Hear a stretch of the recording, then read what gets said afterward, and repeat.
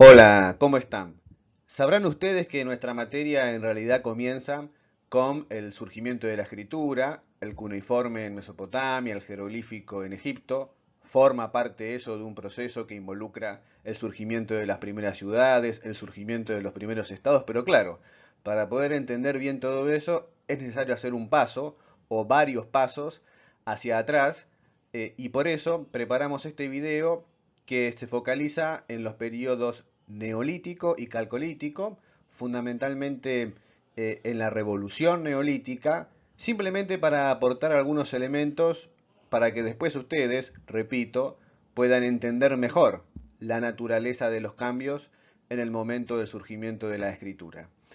Este video lo titulamos Una aproximación, pues puede haber múltiples aproximaciones al periodo neolítico y calcolítico. En nuestro caso es simplemente una mera introducción para aportar elementos y no arrancar en cero con lo que después vamos a ver en las siguientes clases. Comencemos repasando cuestiones cronológicas. Recordemos que la denominación neolítico y calcolítico viene de la periodización de la prehistoria a partir de una edad de piedra, después de una edad del metal o de los metales.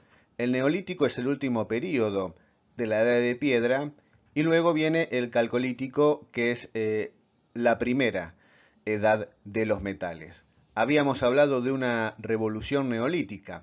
Este es un concepto propuesto durante la primera mitad del siglo XX por un arqueólogo británico, Gordon Childe, que refería a cambios que afectaban todos los aspectos de lo social, no solamente lo técnico, lo económico, lo productivo, sino también las formas de organización social e incluso las formas de pensamiento y las creencias religiosas.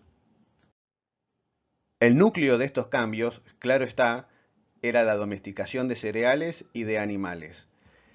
En relación a los cereales, tenemos fundamentalmente dos variables de trigo, Einkorn y Emmer, y la cebada. Los cambios son tanto morfológicos como genotípicos. Dichas modificaciones son resultado de la selección artificial por parte de los grupos humanos. Aquí tenemos distintas imágenes y dibujos donde podemos contemplar los cambios morfológicos entre las variables silvestres y las nuevas variables domésticas. Lo mismo sucede con el caso de las legumbres. Aquí tenemos algunos restos carbonizados procedentes del norte de lo que hoy es el Estado de Israel, en el sitio arqueológico de Yiftahel. Con respecto a los animales, también tenemos cambios pronunciados con respecto a su morfología, a su aspecto externo. Y aquí también tenemos fotografías y dibujos para poder contemplar algunos de estos cambios. ¿Dónde se encuentran las evidencias más antiguas de estos cambios? En la región de la Media Luna Fértil, que abarca parte importante de lo que es el cercano Oriente. Fíjense que después, más adelante, en los milenios subsiguientes, comienzan a aparecer estos mismos indicios, pero en otras regiones, en Egipto, en Europa e incluso en Irán. Aquí tenemos otro mapa con algunos de los sitios más importantes donde se han hallado estas primeras evidencias de domesticación de plantas y animales, y fíjense que forma un arco, una media luna entre lo que es el Levante, la costa del mar Mediterráneo oriental, Siria-Palestina, y lo que hoy es el norte de Siria y también el norte de Irak y parte de Irán, que son los contrafuertes de los montes, al norte de Taurus y al este de los montes Agros. Volviendo a la cronología, para el natufiense, el momento previo al neolítico en la región del cercano oriente, tenemos que hasta 10.000 a.C. aproximadamente seguía predominando la caza y la recolección. Pero a partir de comienzos del neolítico, lo que se conoce aquí como neolítico precerámico A y los comienzos del neolítico precerámico B, ya hay una coexistencia entre la caza y la recolección, la agricultura y la cría de ganado doméstico. Si avanzamos más en el tiempo, para el periodo precerámico B, medio y tardío, ya pasa a predominar entonces la agricultura y el ganado doméstico. Podemos decir entonces que para estas fechas, en torno al año 8000, 7000 a.C., se ha completado el proceso de neolitización y ahora las sociedades en ese arco que habíamos visto de la media luna fértil pasan a basarse fundamentalmente, aunque no exclusivamente, en la cría y el cultivo de especies domésticas.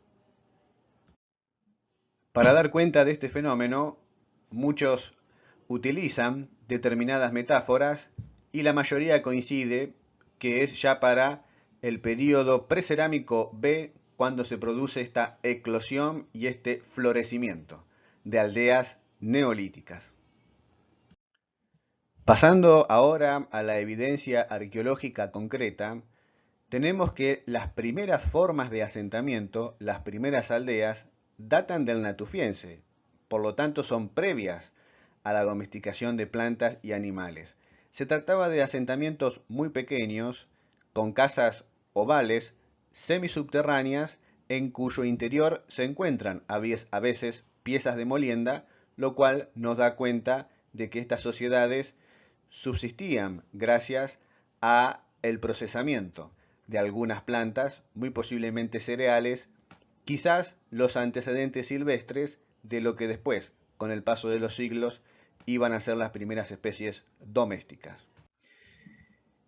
Para comienzos del Neolítico tenemos grandes asentamientos con rasgos que nos hacen pensar en prácticas rituales comunitarias, pero construidas por sociedades que todavía basaban su subsistencia en la caza y la recolección. Un sitio muy famoso es Göbekli Tepe, al este de Turquía, en donde hay también estructuras ovales con grandes pilares decorados con figuras antropomorfas esquemáticas y zoomorfas esquemáticas y figurativas. Monolitos y pilares grabados aparecen también en otras regiones de Turquía, del norte de Siria y del norte de Irak, lo cual nos da cuenta de una vida religiosa bastante dinámica por parte de estos grupos de cazadores y recolectores que ya comenzaban a experimentar con estas primeras especies domésticas que eran resultado, como decíamos, de la selección artificial realizada por estos grupos que preferían cultivar determinadas plantas en desmedro de otras. Para el período precerámico neolítico B, ya podemos hablar de las primeras aldeas agrícolas, como veíamos en diapositivas anteriores. Aquí sí, las sociedades pasan a basar su subsistencia fundamentalmente en especies domésticas de plantas y de animales, pero también se verifican fuertes cambios en la forma de los asentamientos que de ser ovales pasan a ser rectangulares y de varias plantas.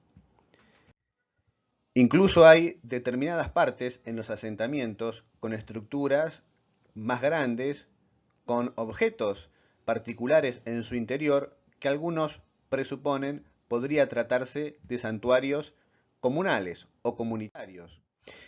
En muchas de las casas de estas aldeas neolíticas aparecen estos cráneos modelados que algunos vinculan con la práctica del culto a los ancestros y que dan cuenta de formas de culto y de actividades religiosas que practicaban estas comunidades en distintas partes del cercano oriente, fundamentalmente en el Levante, es decir, en Siria y en Palestina. Para fines del período neolítico B, precerámico, y algunos denominan otro período subsiguiente, que es el período C, tenemos un sitio muy importante en lo que hoy es el reino de Jordania, como Ain Ghazal, donde se han encontrado grandes estatuas de yeso y después en otros lugares cercanos, por ejemplo en la región del río Jordán, máscaras que muchos atribuyen podrían haber sido utilizadas en prácticas rituales que se realizaban a nivel comunitario. Con lo cual tenemos que estas aldeas neolíticas no solamente basan su subsistencia en la cría de animales domésticos y en el cultivo de plantas domésticas, sino también de una vida comunitaria, religiosa y ritualística muy rica y muy dinámica. Todo esto forma parte de la vida en estas primeras aldeas neolíticas. Si uno sigue la aparición de los distintos componentes de esta nueva forma de vida, se dará cuenta de que para el natufiense, como decíamos, aparecen los primeros asentamientos, se evidencian dispositivos de almacenamiento importantes, aparecen también formas de culto, como veíamos en el caso de Göbekli Tepe, y recién después aparecen las primeras evidencias claras de domesticación de plantas y de animales, que continúan después también otros cambios en lo que respecta a lo social y también en lo que respecta a lo ritual. Fíjense ustedes aquí, en la parte inferior, que estamos hablando entonces de fines del Neolítico precerámico A y la primera parte del Neolítico precerámico B, como el momento clave en el que se consolidan estas primeras aldeas neolíticas en la región, repetimos, del creciente o media luna fértil en el cercano oriente. Como veíamos en diapositivas anteriores, estos cambios después se difunden a otras partes, a Egipto, a Europa, a Irán y más allá. Aquí tenemos el ejemplo de una aldea neolítica, ya para el período tardío, cerámico, en Turquía, Çatalhöyük. Es un sitio muy famoso porque ha sido muy bien estudiado y se ha encontrado también una serie de objetos muy singulares, como en la parte inferior, esta dama sentada en un trono custodiado por dos felinos, aparentemente estaría dando a luz.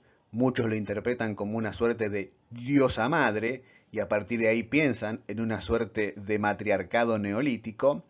Y después tenemos al interior de cada una de las unidades de vivienda decoraciones, no solamente de cosas incrustadas en las paredes, como podría ser la ornamenta de determinados animales, sino también pinturas murales muy ricas en lo que respecta a la simbología.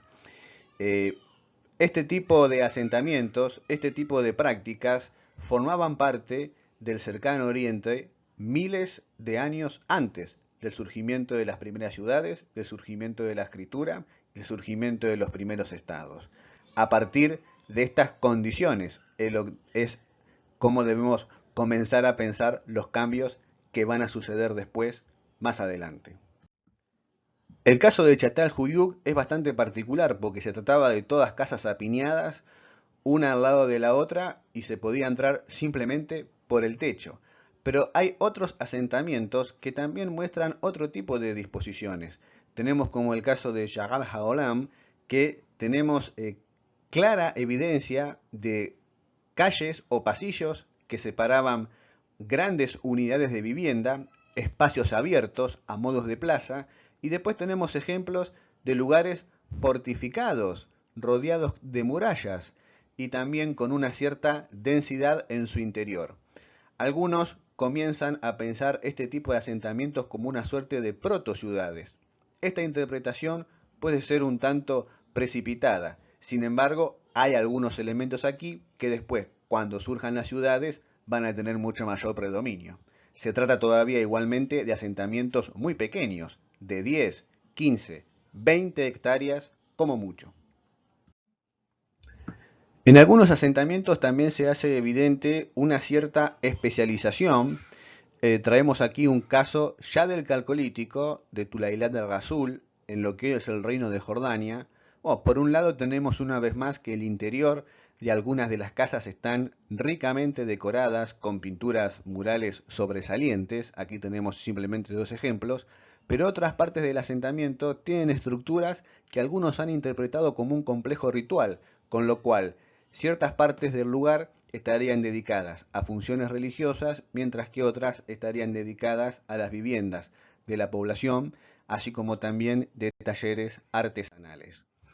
También hay que destacar que durante el Calcolítico se desarrolla la primera forma de metalurgia, la metalurgia del cobre, aunque también hay experimentación con oro y plata y distintas variables de cobre. Cobre puro, cobre arsenical, por citar tan solo dos ejemplos. Esto quiere decir que ya tenemos la existencia de sectores artesanales especializados en una función determinada. Repito, todo esto se produce de forma previa al surgimiento de las primeras ciudades, al surgimiento de la escritura. En síntesis, tenemos que en la región del Cercano Oriente y también en otras regiones adyacentes como el caso de Egipto, la existencia de comunidades aldeanas basadas ya en el cultivo de cereales y legumbres domésticos, además de la cría de animales domésticos y el uso de los productos derivados de los mismos, durante miles de años o cientos de años previos al surgimiento, repito, de las primeras ciudades, de los primeros estados. También tenemos un sector artesanal bastante desarrollado, no solamente en piedras, que esto viene obviamente de la edad de piedra, sino también de la cerámica para fines del neolítico y, como vimos en la diapositiva anterior, también en la actividad metalúrgica. Vimos también que las prácticas rituales son muy ricas y variadas y muy importantes en estas formas de vida todavía comunitarias. Aparecen santuarios, pero también hay decoraciones de pinturas murales al interior de muchas viviendas, así como también estos cráneos modelados y decorados en determinadas partes de las viviendas.